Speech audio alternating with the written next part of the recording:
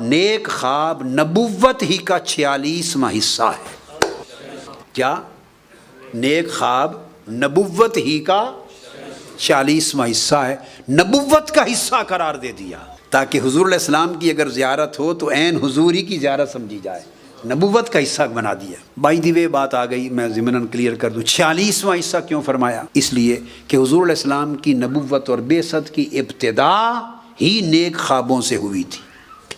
غار حرا کی وحی اترنے سے پہلے تسلسل سے کثرت کے ساتھ آقا علیہ السلام کو رؤیا صالحہ شروع ہو گئے تھے، نیک خواب کثرت سے آنے لگے تھے، اور نیک خواب کثرت سے آتے رہے۔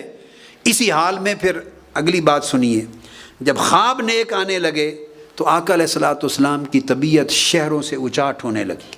جب اعلان نبوت ہو گیا تو اس اعلان نبوت سے لے کے وصال تک جو پورا زمانہ بعثت کا رہا، کتنے سال رہا؟ 23 برس، موٹا عدد، کتنے سال؟ 23 برس کو آقا علیہ السلام نے 2 سے ضرب دے دی تو کیا بن جاتا ہے؟ 46۔ فرمایا میری نبوت کا حصہ 23 برس رہا، کیا؟ تو 23 برس مجھ پر وحی آتی رہی، مجھ پر 23 برس وحی آتی رہی۔ اب رہ گیا خواب، نیک خواب، اس خواب نیک خواب کا میری وحی کے ساتھ، وحی الہی اور نبوت کے ساتھ رشتہ کیا ہے؟ اس 23 کو 2 سے ضرب دے دو، یعنی نصف کر دو،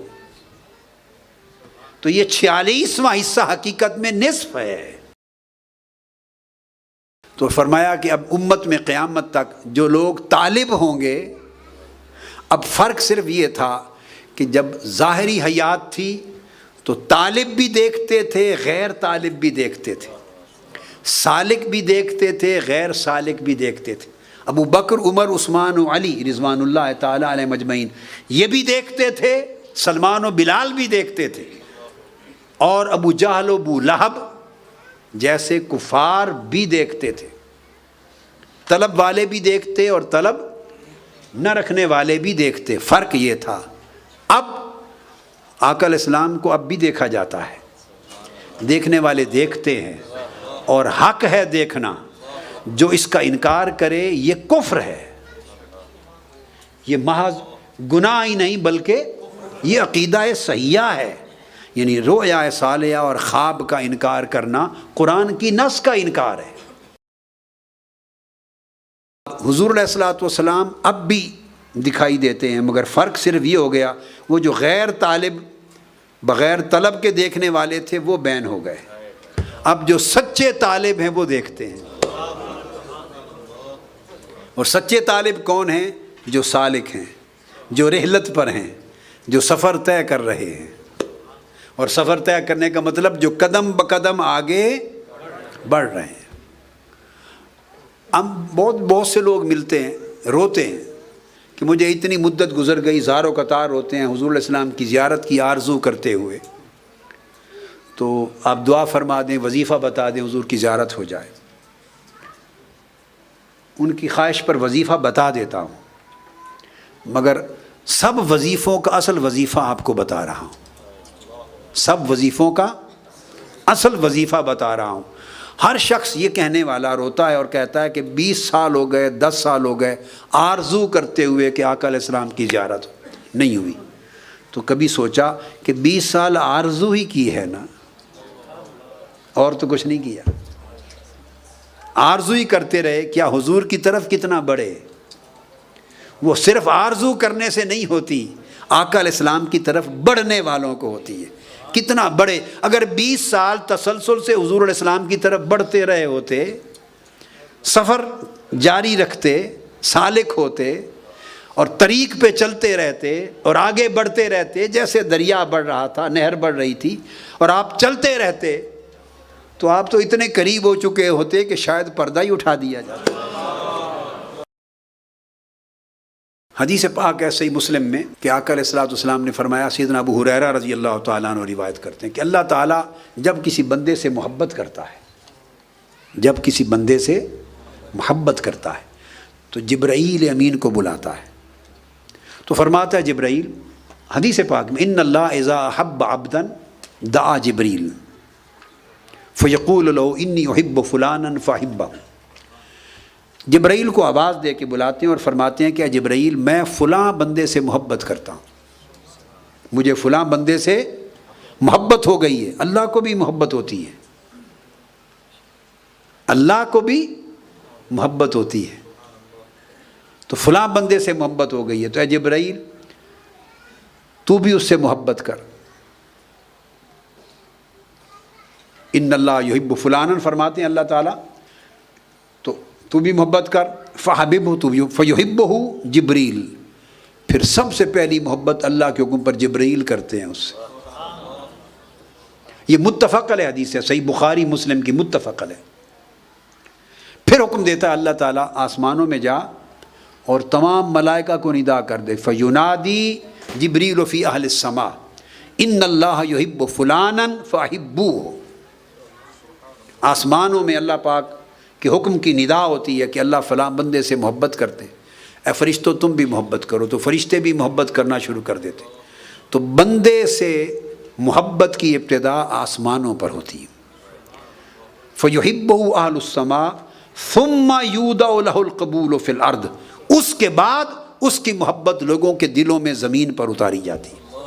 اب یہاں ایک نکتہ یاد رکھ لیں، اور جو بتا رہا ہوں یہ متفق علیہ چیز ہے، یعنی سیدنا داؤد علیہ السلام نے یہی فرمایا، سیدنا موسیٰ علیہ السلام نے یہی فرمایا، سیدنا عیسیٰ علیہ السلام نے یہ فرمایا، آقا علیہ السلام نے یہ فرمایا حدیث میں، اور کل اولیاء اور صالحین اور ائمہ امت نے یہی فرمایا، اس پر کوئی دوسری رائے نہیں ہے۔ وہ یہ سوال پیدا ہوا کہ بندہ بھی اللہ سے محبت کرتا ہے، اللہ بھی بندے سے محبت کرتا ہے، تو پہلے محبت کس کی ہوتی ہے؟ ابتدا کس کی محبت سے ہوتی ہے؟ تو یہ چیز متفق علیہ ہے کہ ابتدا اللہ کی محبت کرنے سے ہوتی ہے۔ پہلے اللہ محبت کرتا ہے، اور اللہ جس بندے سے محبت کرتا ہے اسی دل کو اللہ سے محبت کرنے کی توفیق نصیب ہوتی ہے۔ اللہ کا محبت کرنا اس بندے کے لیے اس کی توفیق بن جاتا ہے۔ تو توفیق اللہ کی محبت کے بغیر نصیب نہیں ہوتی، پھر وہ اللہ کی توفیق سے اللہ سے محبت کرتا ہے۔ تو پہلے اللہ محبت کرتا ہے بندے سے، پھر بندہ اللہ سے محبت کرتا ہے۔ تو اللہ پاک اپنے بعض مقرب بندوں کو، اور جن سے وہ محبت کرتا ہے انہیں ان کا دوست کہا جاتا ہے، وہ اللہ کے دوست ہوتے ہیں، اس کو اولیاء اللہ کہا جاتا ہے۔ کیا کہتے ہیں؟ وہ اللہ کے ولی ہیں جن سے وہ محبت کرتا ہے اور جو اللہ سے محبت کرتے۔ اب آقا علیہ الصلوۃ والسلام ہمیشہ دعا فرماتے اور امت کو تلقین کرتے۔ اب جو سند بتا رہا ہوں، دعا میں اللہ رب العزت کی بارگاہ میں عرض کرتے اور امت کو سکھاتے، اللہم انی اسألک حبک وحب من یحبک۔ یہ آقا علیہ السلام کی دعا ہے، اور اس پر کسی کو انکار اور اعتراض اور اختلاف نہیں ہے۔ اللہم انی اسألک محبت حبک وحب من یحبک، پھر آگے وحب عمل من یقربنی الی حبک، آگے پھر اور محبتوں کی دعائیں۔ اے اللہ تعالیٰ میں تجھ سے تیری محبت مانگتا ہوں، کیا؟ وحب من یحبک، اور ہر اس بندے کی محبت مانگتا ہوں جس سے تو محبت کرتا ہے۔ اب یہ بات سمجھ گئے؟ تو لہٰذا اللہ کے بندوں سے محبت کرنا اللہ کی سنت بھی ہے اور اللہ کا حکم بھی ہے، اور آقا علیہ السلام کی سنت بھی ہے۔ اب آپ صدقہ اور خیرات کرتے ہیں، یہ اللہ سے محبت ہو رہی ہے۔ آپ نماز پڑھیں، سجدہ کریں، تلاوت کریں، اللہ سے محبت ہو رہی ہے، یہ اس سے محبت کر رہے ہیں آپ، بشرطے کہ محبوب کا کلام سمجھ کے پڑھیں۔ مال خرچ کریں، غرباء یتامہ کو، مساکین کو، مشن کو، دین کو مال جب دیتے ہیں یہ محبت کر رہے ہیں، صرف ایک نیت کرنی ہے کہ اس کی محبت میں کر رہا ہوں۔ بھئی کیا کر رہے ہیں؟ اس کی محبت میں کر رہا ہوں۔ گر اس نے خود سکھائے ہیں، باری تعالیٰ نے فرمایا وَآتَ الْمَالَ عَلَىٰ حُبِّهِ ذَوِي الْقُرْبَىٰ، دے رہے ہیں ماں باپ کو، خرچ کر رہے ہیں ماں باپ پر، ان سے بھی پہلے بیوی بچوں پر۔ خرچ کن پر کر رہے ہیں؟ پہلا حق کس کا؟ صحابہ نے پوچھا یا رسول اللہ خرچ کرنے میں پہلا حق کس کا ہے؟ فرمایا تمہارے بیوی بچوں کا۔ یہ بھی ہمارے پاکستانیوں میں جو دین کا تصور ہے وہ سارا ہی گڈمڈ ہوتا ہے. بیوی بچوں کو ہم بہت پیچھے لے جاتے ہیں. پہلا حق بیوی بچوں کا ہے، اور سب سے بڑا عظیم صدقہ وہ بیوی بچوں پر خرچ ہے. حد تک عید کے دن جو آپ خرچ ان کو دیں گے پاکٹ منی، وہ بھی عبادت ہے، کیونکہ وہ اقارب میں سب سے پہلے، پھر اس طرح ماں باپ ہیں، پھر آپ کسی طرح بہن بھائی ہیں، پھر خونی رشتے ہیں، الاقرب فالاقرب، صلہ رحمی ہے، پھر پڑوسی ہیں، الاذل قیاس، پھر اللہ کا دین بھی ہے. تو یہ سارے جہاں خرچ کریں، اللہ پاک نے فرمایا کہ خرچ تو آپ نے اپنے رشتوں پر کرنا ہے. بیوی کو دینا ہے، بچوں کو دینا ہے، اپنے والدین کو دینا ہے، بھائی بہنوں کو دینا ہے، پڑوسیوں کو. خرچ تو لوگوں کو دینا ہے. تو مجھ سے محبت کیسے ہو رہی ہے؟ پیسے بیوی کو دے رہے ہو، محبت اللہ سے ہو رہی. بس یہ اتنا سستا سودا اللہ نے کر دیا، پھر بھی ہم خریدار نہ بنے. اس نے کیا کہا؟ ایک لفظ لگا دیا، وآت المال، اپنا مال دے، خرچ کرے. ذوی القربى والمساکین، سب لسٹ بنا دی، ان کو دے، ان کو دے، ان کو دے، مال خرچ کرے. اور درمیان میں ایک رشتہ جوڑ دیا، کس نیت سے کرے؟ آت المال علی حبہ، بس اللہ کی محبت پر دے. نیت کیا کرے؟ بیوی بچوں کو بھی دے رہا ہو تو اللہ کی محبت میں دے رہا ہوں کہ میرے اللہ نے کہا ہے کہ ان کو خرچ اچھا کھلا دو تو میں خوش ہوتا ہوں. بس عبادت بن گئی. خونی رشتہ داروں سے محبت کریں، ان کی خدمت کریں، ان کی مدد کریں. یہ اللہ کی عبادت بھی ہے، اللہ کی محبت ہے، اللہ کی محبت ہے. آپ کہیں گے صلہ رحمی کہتے ہیں نا، یہ اللہ کی محبت کیسے ہے؟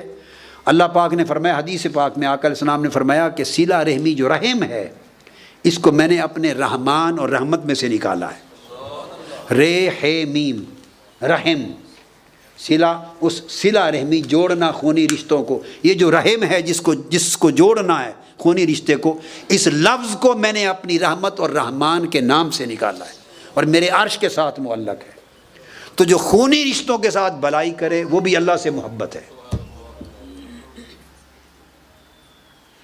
ہم کتنے لوگ ہیں آپس میں، بہنیں ہیں، بہنوں کی بھائی ہیں، رشتہ دار ہیں، ان کی آپس میں نہیں بنتی. تو سارے جہان میں نیکی کرتے پھریں، وہ اٹھا کے پھینک دی جائے گی. جو پہلی جگہ تھی وہاں نہیں کی تو دور کی نیکی کیا قبول ہوگی؟ بھائی غریب ہے، اس کی مدد نہیں ہے. اگر اعزا اقارب غریب ہیں، ان کی مدد نہیں ہے، تو باہر آپ جا کے چوتھے محلے میں 1000 دیگیں پکا دیں. یہ 11ویں شریف کی دیگ ہے، یہ میلاد شریف کی دیگ ہے. یہ سب اعمال صالحہ ہیں، خیرات ہیں، صدقات ہیں، حسنات ہیں، ان کی برکات ہیں. مگر یہ تو بڑھ چڑھ کے کر رہے ہوں. اور غریب قریب خونی رشتہ دار آپ کے، بہنیں، سگی بہنیں، آپ کو اللہ نے فراوانی دی ہے، اس لیے دیگیں پکاتے ہیں نا، خرچ کرتے ہیں. ادھر یتیم خانے میں دے رہے ہیں، مساجد میں خرچ کر رہے ہیں بڑھ چڑھ کر. اور سگی بہن ہے، سگے بھائی ہیں، والدین ہیں، خونی رشتے ہیں، اعزا اقارب ہیں، ان کو خرچے کی ضرورت ہے، جائز ضروریات، اور وہ محتاج ہیں، ان کی پرواہ نہیں ہے. تو اللہ پاک فرمائے گا پھر میں تمہارے باقی خیرات کی پرواہ نہیں کرتا. اس لیے صحابہ کرام کا، تابعین کا، ائمہ حدیث کا، اولیاء کا عمل تھا. فن حدیث میں کہتے ہیں کہ اس کو اس وقت تک محدث نہیں کہتے تھے جو وہ اپنے سے بڑے سے اور اپنے سے چھوٹے دونوں سے روایت نہ کرے. اب یہ ظرف رہ گیا آج کسی کے پاس؟ محدث نہیں کہتے. امام بخاری، امام مسلم، امام ابو داود، امام ترمذی، اور ان کے اوپر امام عبد الرحمن بن مہدی، امام احمد بن حنبل، امام سفیان بن عیینہ، امام سفیان الثوری، جتنے ائمہ ہو گزرے ہیں سب کا یہ متفق قول ہے. اس کو محدث ہی نہیں کہتے تھے جو یہ ظرف نہ پیدا کر لے کہ وہ اکابر سے بھی لے روایت کرے، سما کرے، اور اپنے سے چھوٹے سے بھی سما کرے، روایت کرے. جس سے سما کرے گا وہ اس کا شیخ کہلائے گا. جو جس کا اتنا ظرف نہ ہو جائے کو اپنے سے چھوٹے، جو مرتبے میں عمر میں چھوٹا ہے، اس کو بھی شیخ بنا لے. اس میں نکتہ یہ ہے، یہ نفس کو مارنا ہے.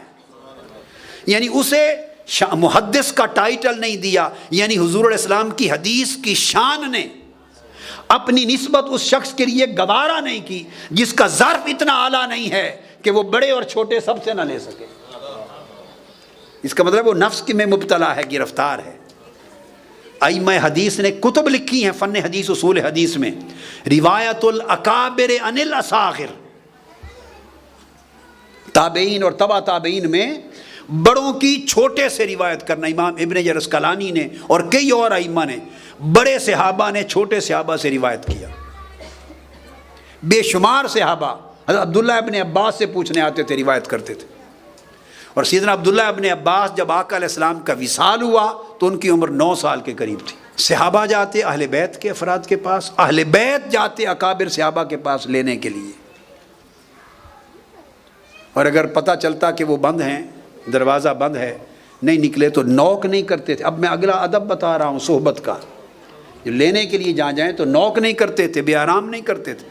اپنی طلب میں اگر عجلت ہے تو ترک استعجال یہ تربیت کا پہلا قدم ہے.